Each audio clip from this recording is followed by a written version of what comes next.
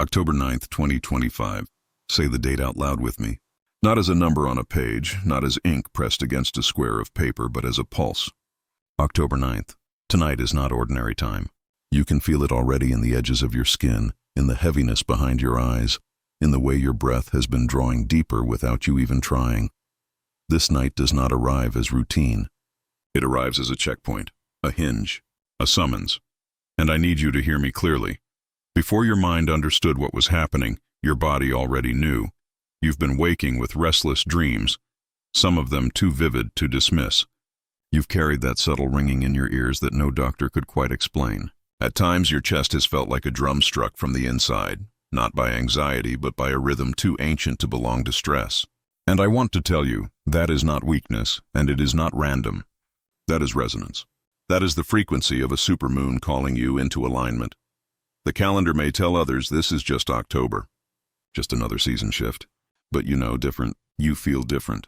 This is a mirror night, and under the supermoon of October 9th, you are not simply existing. You are being scanned, recalibrated, remembered. I know what you've walked through to reach this night. The long corridor came too quickly, tears you couldn't explain, anger that startled you. Not chaos, but calibration.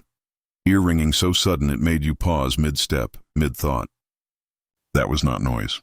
That was a divine ping, a moment of heaven cutting through the static. If you felt any of these, I want you to know, you are not broken.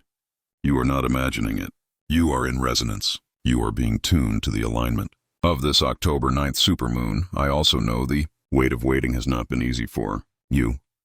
You've walked through seasons where it felt like everyone else was moving forward, building, thriving, celebrated while you were standing still. You've asked, why not me? Why not now? The waiting bruises the ego. It unsettles the heart.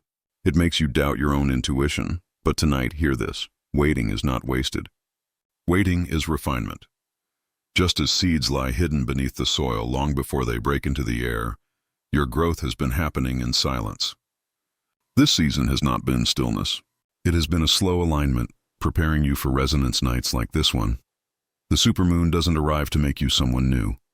It arrives to confirm who you already are, not regression. This is unveiling.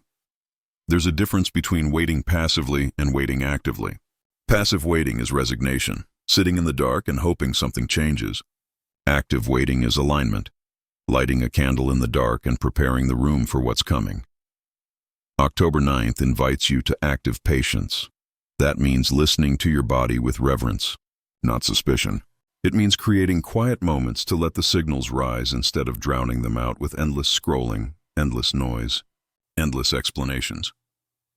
Active patience looks like this. Writing down the strange dream the moment you wake up, before logic has a chance to water it down.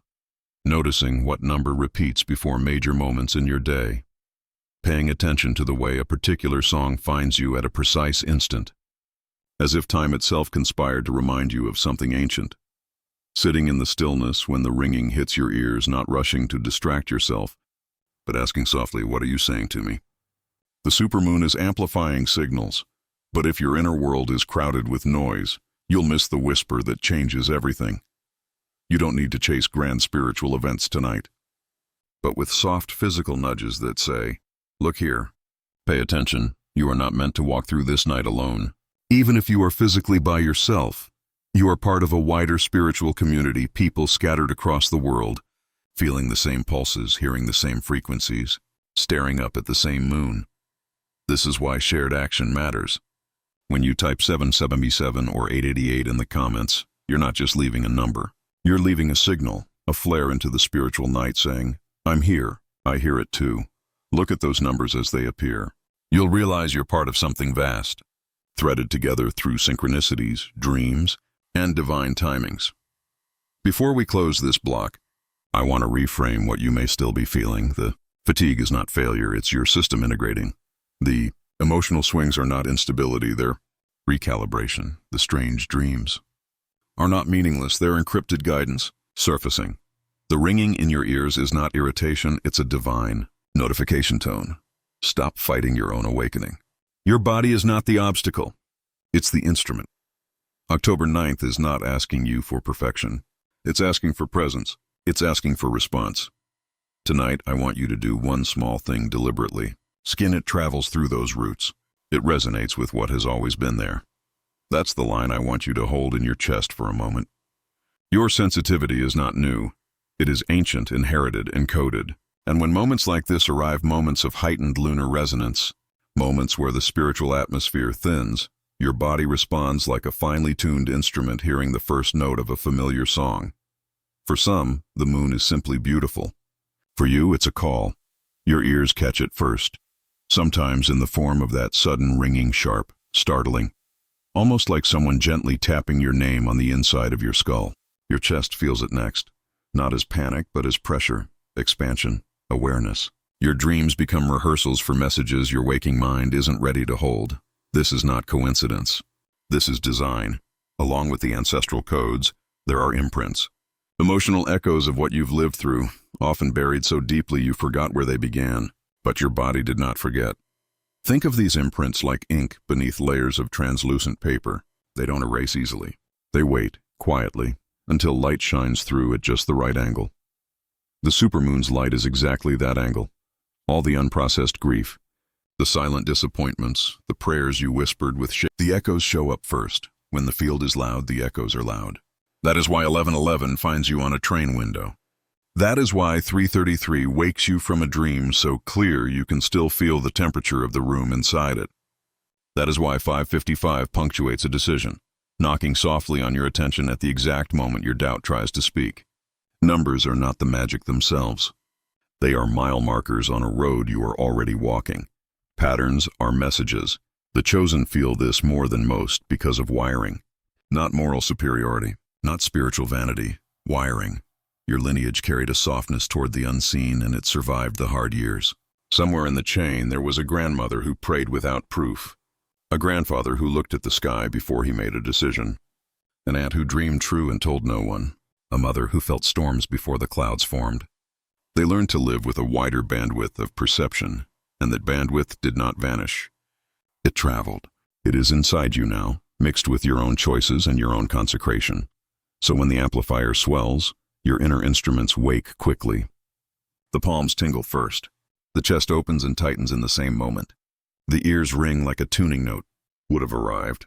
Instead, the instruction is arriving through the body, because that is where you still trust yourself without negotiation. The body does not argue with a pulse. It feels and it responds. Think of one pattern you are ready to retire. It might be the habit of shrinking your voice around certain people. It might be the way you keep rescuing those who refuse to learn. It might be the sentence you tell yourself when you are tired, the one that always begins with I always or I never. See it clearly. Feel where it lives in your body. Does it sit behind the breastbone? Does it clench behind the jaw? Does it anchor in the belly like a stone? Now imagine the amplifier raising a tone that invites that pattern to dissolve. You do not have to wage war. You have to agree with release. You have to agree with relief. The breath you draw right now can be a vow. The exhale can be permission. One more layer of the veil lifts when you realize that repeating numbers, songs, and sensations are not only signs on the path. They also form a rhythm you can walk to. Many sensitive souls become overwhelmed by noticing, as if the noticing is the end in itself. It is not. Noticing is step one. Walking is step two. Tonight is about walking. Taking one decision. You are beginning to notice something quiet and astonishing. The more you attend to the signal, the more the signal attends to you. This is reciprocity. This is friendship with the unseen. Sensitivity stops feeling like a burden when you realize it is also an agreement. You listen, and the field grows clearer. You respond, and the path grows brighter. Take a slow breath. Feel how your ribs widen, how the exhale lingers a little longer than usual. That lingering is a doorway. The body is asking for room to translate what it knows. Let it. Patterns are not here to trap you. Patterns are here to teach you tempo. Think of the numbers you keep seeing as percussion. Think of dreams as strings. Think of sudden inner stillness as the quiet moment right before the chorus returns. When you start hearing your life as music, you stop fighting the measure, and you begin to keep time with it. There is a reason the chosen often sense timing in their skin. Your lineage learned how to read seasons without a calendar. Their bodies noticed what the trees were doing. Their voices softened when the air warned of rain. They valued pauses as much as pronouncements. This is not superstition. This is attention practiced until it became wisdom. That wisdom learned how to travel forward. It found you. Some of what you are feeling tonight are messages meant for you alone. Alignment does. It does not bend the ocean to your will. It teaches you where to place the board. Understand this, and the fear begins to loosen. The fear says, do nothing until certainty arrives. Alignment says, take the smallest faithful step you can see. The fear says, you will look foolish. Alignment says, obedience is smarter than image. The fear wants witnesses. Alignment wants truth. If you do not know the next faithful step, do the simplest thing that makes your body feel slightly more open than it felt a minute ago. Drink water with intention. Stand under the night sky for 60 seconds. Put your hand on your heart and say the sentence, you are ready to live. Tonight I choose clean alliances. Tonight I choose timing over panic. Tonight I choose to treat my sensitivity as a compass instead of a curse. Consider the places you are tempted to explain yourself. What if explanation is not always required? What if your energy is better used for alignment than defense? The people meant to understand you will feel the tone before they grasp the thesis. The ones who insist on arguments were not sent to confirm you. They were sent to clarify your audience. The more you align, the more you will feel a difference between heavy yes and light yes. The heavy yes is appeasement. It agrees while your chest tightens. The light yes is agreement. It widens the breath. It makes your face warmer. Practice choosing the light yes. Practice declines. Keep it short. The point is not literary quality. The point is allegiance. You are putting ink where your life is asking for loyalty. You will be surprised by how quickly courage multiplies when you can see it in your own handwriting. If you like ritual, keep it humble. A single candle, a glass of water, bare feet on the floor. Breath counted for 4 in and 6 out until the shoulders drop. Whisper a simple vow. I will not argue against my own alignment. I will not call myself dramatic for hearing what I hear. I will not turn away from the mirror when it is kind enough to show me the truth. You will feel the emotional weather inside you change. Sometimes the first clarity brings grief because you see how long you have delayed yourself. Let the grief move. Then watch how quickly it becomes gratitude when you recognize that timing is not a punishment. Timing is protection. Had you forced the earlier door, it would have broken under the weight of what is only now ready to be carried. Do you feel the shift in your chest? That widening means agreement. Your body agrees with truth before your mind. It is why you can cry with relief before you can articulate why. Trust the relief. It is often the truest sign you are facing the right direction. There is nothing mystical about keeping promises to your soul. It is practical. It is scheduling a day of rest before you explode. The field keeps answering you. Once you begin to honor small signals, larger ones look for you as if your name has become easier to pronounce in the unseen. This is why nights like this carry such clarity. You are no longer begging for guidance in a language you do not speak.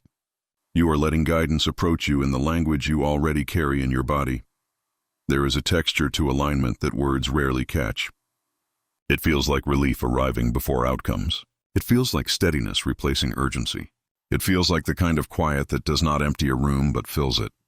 When that texture is present, decisions that used to terrify you begin to look like accurate chores. You do not need to like the chore to do it. You only need to know it belongs to this hour. Let us talk about numbers again. Not as superstition, but as rhythm. When 111 shows up on a receipt after a conversation that finally told the truth, consider that the moment and the marker belong together. When 222 lands on the clock right as you decide to ask for help, consider that support is being mirrored back to you. When 333 interrupts your sleep as a dream closes with a door you did not open, consider that it is time to wake and write. When 444 follows a day of sturdy, unglamorous work, let it be a nod from the scaffolding that is holding you. Deeper level with more self-respect than you had last time. You can bless who you were without obeying their old rules. To work with the circle, add a line. A spiral is a circle that has chosen direction. The same hallway, the same door, and now a stair that was invisible before. One step up, one step forward. The view changes. The air changes. The math of your courage changes. If you make one spiral decision each day, your year will not be recognizable by the end of it. Let us step into the room of ancestral codes with more light. Ancestral does not mean haunted. It means connected. It means your life is not a solitary invention, but a continuation. Sensitivity often runs in families that had to read the weather to live. It also runs in families that carried unspoken grief. A person who can read weather can read a room. A person who holds grief learns to notice small changes in tone to keep love from slipping away. Those skills become gifts when peace arrives. They become burdens when survival never ends. You are learning to let your gift live in a house that finally has enough windows. What does it look like to honor a code without repeating a wound? It looks like forgiving what shaped you without glorifying it. It looks like learning the strength you inherited and refusing the fear that wrapped around it to make it palatable. It looks like naming the vow that does not belong to you and letting it return to the end. Something heavy. Give it a time window rather than full-time rent in your mind. 10 minutes with a timer. Write the truth unedited. When the timer ends, move your body for 60 seconds. Then choose one task that belongs to your future and do it poorly if you must. Momentum corrects quality faster than rumination. The amplifier loves momentum that is faithful to alignment, even when imperfect. I want to speak to the moments when you feel nothing. Not every night will sing. Some will feel flat. This too is part of the music. Rest is not a moral failure. Rest resets the receiver.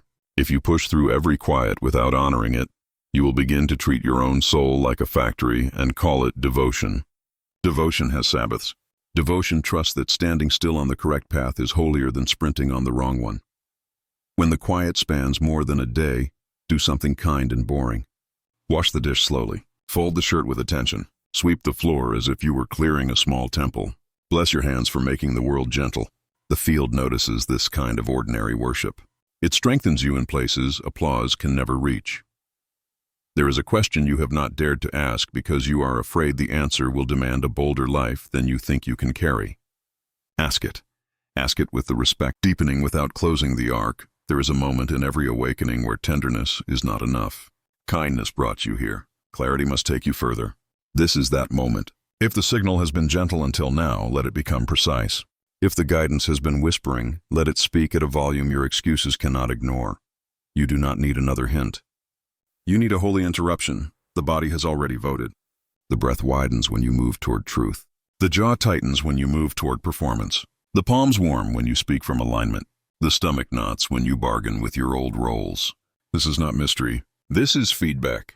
Believe the body that kept you alive when your mind was busy writing essays to please the room. You have called your habit of over-explaining being thorough. It is not. It is a delay tactic wearing a graduation cap. You have called your refusal to rest discipline. It is not. It is fear of stillness because stillness tells the truth. You have called your exhaustion purpose. It is not. It is misalignment collecting interest. Name the delay. Tonight, you retire 3 lies. If I do more, I will finally be enough. If I make everyone comfortable, I will finally feel safe. If I keep pretending, the real will stop calling. They are not logistics. The moon can be luminous and the spreadsheet can be necessary. You can bless your day and still organize it. You can cry and still make the call. You can feel the ring in your ears and still leave on time. You are not a cloud. You are a soul with a body and a schedule. Make your schedule an ally. Put your alignment on it.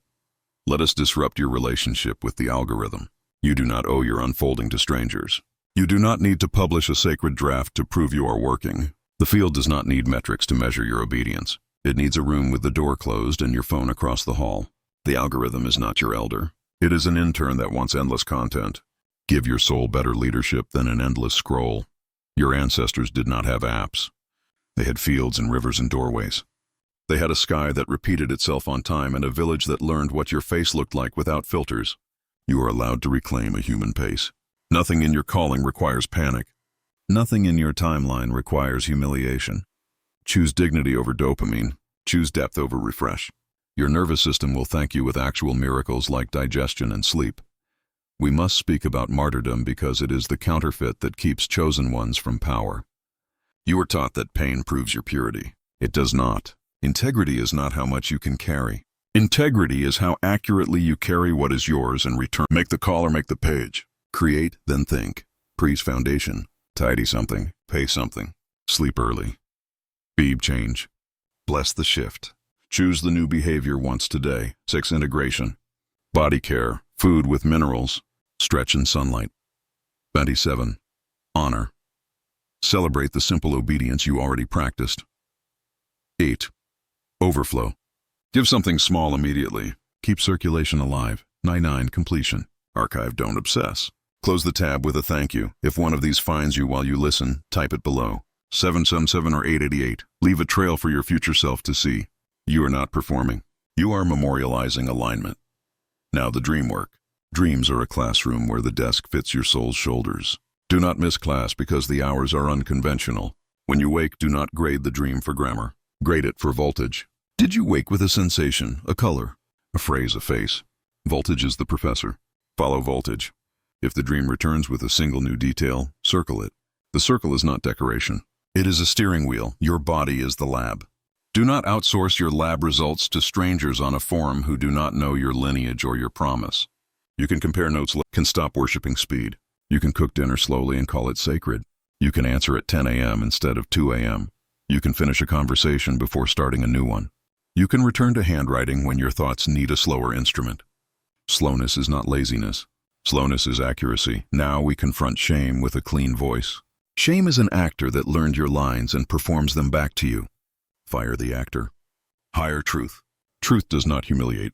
Truth sits beside you, puts a hand on your back, and tells you what is so in a tone you can bear. If the voice in your head sounds like a courtroom, it is not truth. If it sounds like a craftsperson who wants your finish to hold, that is truth. Fire the actor. Hire truth. What does truth ask tonight? It asks for one visible amendment to your life. Not a paragraph about intention, a change. One recurring task removed. One recurring practice added. One person moved from direct access to scheduled access. One room in your home cleared of old storylines. One drawer that does not hiss when you open it. The divine loves drawers that open without hissing. You may feel resistance now. Good. Resistance is proof that the change matters. Treat resistance like a child who is afraid of the dark. You do not negotiate bedtime with a ghost story. You turn on you have crossed into the room where signals want to be mapped. Not admired, mapped. Tonight is about coordinates. It is about turning wonder into direction, so your courage has something to hold in both hands. The field is generous. It repeats itself until you can hear it. Numbers, names, noticing. That is the triangle. When 2 points flare at once, pay attention. When all three arrive together, move. Numbers are the timestamp. Names are the assignment. Noticing is the body's yes. Short caption line. 2 points, pay attention. Short caption line. 3 points, move. Begin with what has already found you. The number that will not leave you alone. The person whose face rises uninvited. The sensation that returns like a faithful messenger. Put them on paper in 3 columns. Timestamp, assignment, body yes. Draw a small line between any two that arrive within the same hour. If a triangle forms, you have new coordinates. They do not require a dramatic act. They require a faithful one.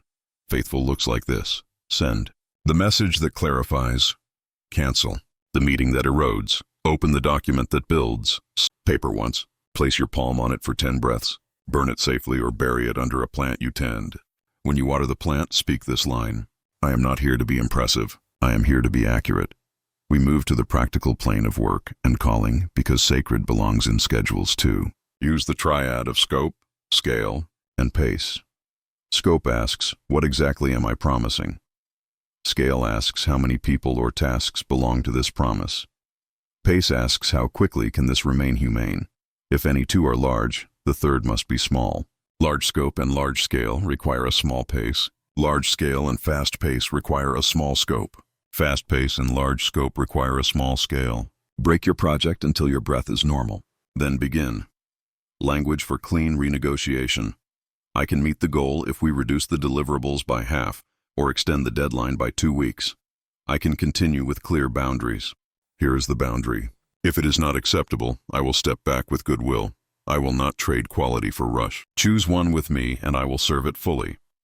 The algorithm wants your spark on a schedule it did not earn. You do not owe it the hours when your soul is tender. Create in secret again. Publish from overflow, not from panic. Protect early drafts, including early boundaries, from the algorithm and from my own impatience. Agreement 5I will rest as an act of loyalty to my assignment, not as a reward for exhaustion.